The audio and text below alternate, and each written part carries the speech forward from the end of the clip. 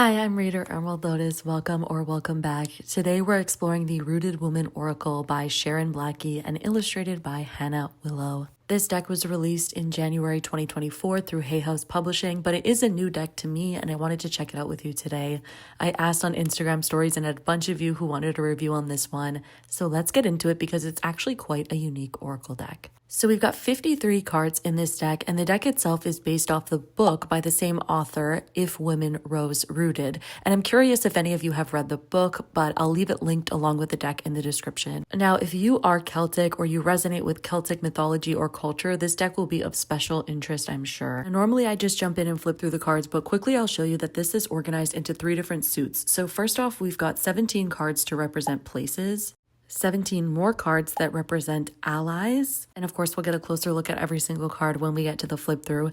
And 17 cards in the third suit, which is the journey suit. And then we've got 2 bonus cards or additional cards. First is the Peregrina, which is like the full tarot card. And we have the Rooted, which is like the world tarot card. Now let's get to the regular flip through of all 53 cards. You'll have to let me know if you liked kind of getting that preview of the suits first. I thought it might help you to kind of conceptualize how the deck is organized. But maybe it just made it more confusing. You'll have to let me know. So we're starting out here with places. Now, as someone that loves nature, I really enjoy the places suit. It's really beautiful.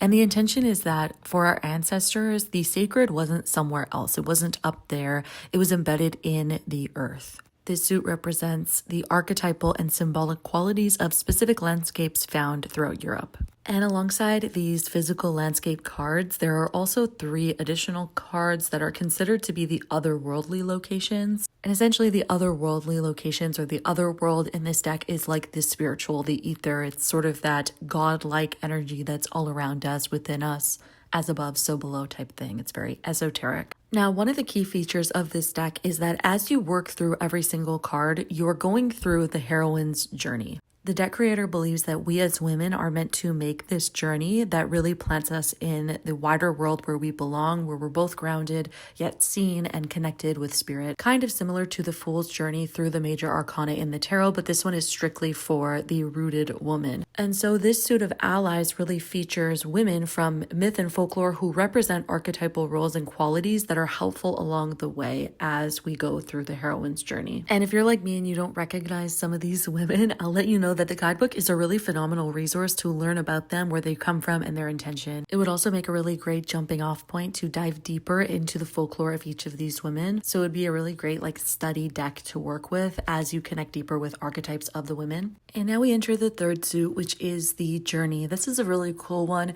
It includes different kinds, shapes, ways of journeying, like some of these cards that we're seeing here. But it also includes cards that represent the different stages of the heroine's journey that we're traveling along.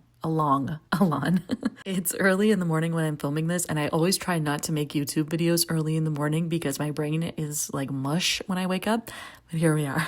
I really love the intention and creativity behind this deck. I like the suits. I like the way that it's organized. And I love that you're encouraged to really use this deck when you're going through a specific situation or stage of your own journey that feels challenging or difficult or different or deep. I could really see this deck providing unique wisdom for you when you needed it most, like sacred medicine vibes, right? Now we get to the bonus cards, or what the deck creator calls the focus cards, starting out with the Peregrina, which is a Latin word meaning foreign woman or pilgrim, which I imagine is why it's used. It's meant to be like the Fool. And then we come to the Rooted card, the final card of the deck, which is meant to be like the World Tarot card, kind of symbolizing the completion. It's that integration, wholeness vibe, the ending of the cycle of the heroine's journey.